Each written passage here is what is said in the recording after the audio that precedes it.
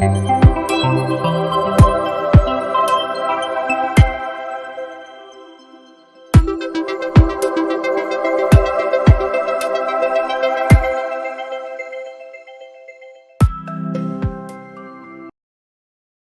अग्रवाल साहब, तो आप लोग भी डरे हुए कि नहीं, अब यूएस का डर खत्म हो गया आप लोगों के अंदर से?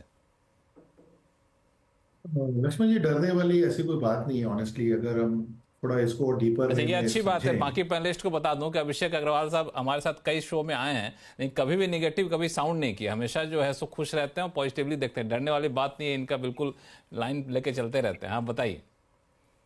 तो उसको थोड़ा डिकोड करते हैं कि डरने वाली बात है क्यों नहीं यहाँ पे लक्ष्मण जी, हो ये नहीं रहा है कि it's just a matter of tariff war.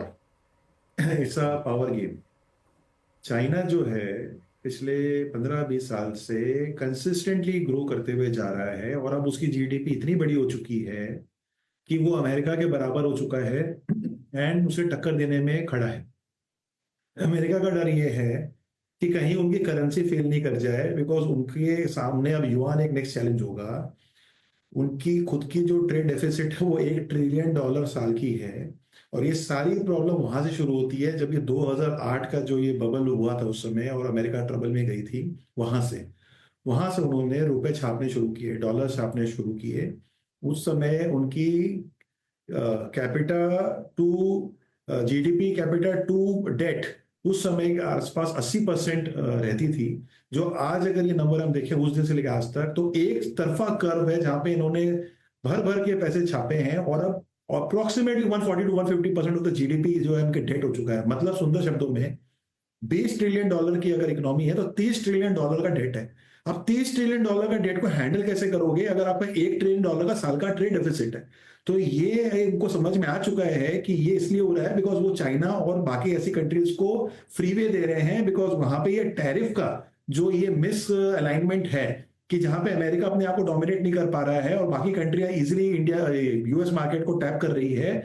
इस चीज को कैसे हम रिवर्स करें ताकि वापस US first, dominance first, dollar first, वो सारी चीजें हों। तो ये जो सारी एक्शंस हम देख रहे हैं ये इसके इर्द गिर्द जा रही है।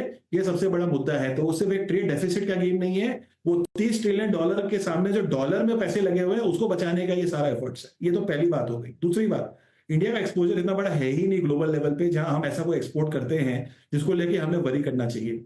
वरी वो क्या रहा है, जब इस तरह की उथल पुथल होती है तो मार्केट एक अनसर्टेनिटी स्पेस में जाता है। अब किसी को भी, इस पैनल में हम सब बैठे हैं, हमें से किसी को भी अनसर्टेनिटी पसंद नहीं है, किसी निवेशक को अनसर्टेनिटी पसंद नहीं है। तो अनसर्टेनिटी के सिनेरियो में जब इस तरह की वॉलेटिलिटी आती है तो वो मार्केट का कॉन्फिडेंस को हैम्पर करता है एंड वही अब हम देख रहे हैं।